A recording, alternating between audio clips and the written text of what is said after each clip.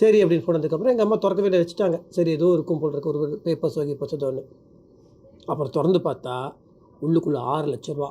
அந்த காலகட்டத்துக்கு 6 லட்ச ரூபான்றது எவ்வளோ பெரிய விஷயம். அதுக்கப்புறம் செல்ஃபோன்லாம் கிடையாது. அந்த வார்டுக்கு வெளியே இருக்க ஃபோனில் வந்து ஃபோன் வருது. எங்கள் அம்மா போகிறாங்க, அவர் பேசுகிறார். யாருக்கு அவருக்கு எப்படின்னா வாய்ஸ் அப்போ ஃபுல்லாக வராது. அப்புறம் ஜானகி அம்மா வந்து கூப்பிட்டு கத்துறாங்க. சேச்சா கேட்குறாரு, யாரை கேட்டு எல்லா சொத்தையும் விற்றுன்னு மரியாதையாக எல்லாத்தையும் வாங்குறதுக்கு தான் காசு கொடுத்துருக்காரு. ஹாஸ்பிட்டல் பில்லும் அவர் செட்டில் பண்ணிவிடுவார். இது வந்து ஹாஸ்பிட்டலுக்காக கிடையாது, நீ ஏதோ சொத்து விற்றல அதை வாங்கணும்னு. அப்போ என்ன எங்கள் அம்மா பண்ணாங்கன்னா, சரி எம்ஜிஆர் சேச்சா திட்டுவார்னு சொல்லி விற்ற சொத்தை வாங்க முடியாது, 2 ஃப்ளாட் வாங்கினாங்க. Okay, 3 bedroom flat. அப்போ 3 லட்ச ரூபா தான். 2 ஃப்ளாட் 3 லட்ச ரூபா, 3 லட்ச ரூபா. இப்போ அந்த ஃப்ளாட்டில் தான் நான் இருக்கிறேன். ஸோ நான் இருக்கிற வீடு வந்து எம்ஜிஆர் வாங்கி கொடுத்த வீடு. பட் இன்னும் இவ்வளோ பெரிய விஷயம் இல்லை, இது மாதிரி பெரிய பெரிய ஆளுங்க கிட்ட இருந்து நம்ம வந்து கற்றுக்க வேண்டிய விஷயம். இன்னும் எல்லார் மனசுலையும் எம்ஜிஆர் சார் இருக்காங்கன்னா இதுதான் அந்த ரீசன். நம்ம இன்னும் நான் ஒருத்தன் என்ன மாதிரி லட்ச பேர் இருக்காங்கல்ல, அந்த கடமையை செய் பலனை எதிர்பாராது எக்ஸாம்பிள்.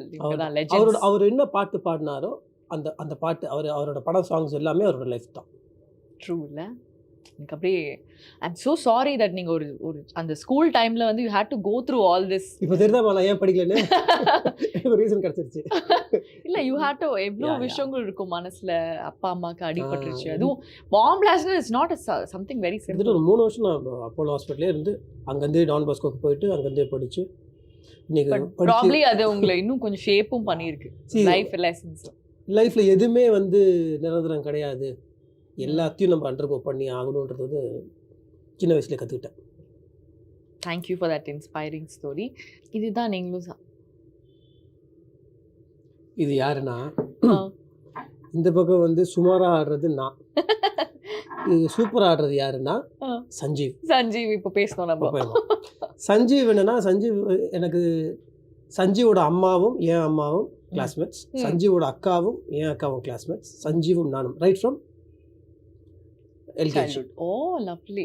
2 பேரும் ஒன்றா தான் படித்தோம், ஒன்றா தான். எங்கள் வீட்டில் தான் சஞ்சீவுக்கு சாப்பாடு வரும். அண்ட் எல்லோரும் இண்டஸ்ட்ரிக்கு வந்ததுக்கப்புறம் சஞ்சீவை தெரியும்னு நினைப்பாங்க.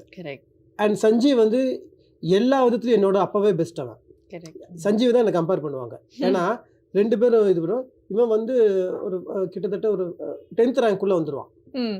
நான் வந்து 10 சப்ஜெக்ட்லையும் ஃபெயில் ஆவேன். நான் எக்ஸாஜரேட்டே பண்ணல.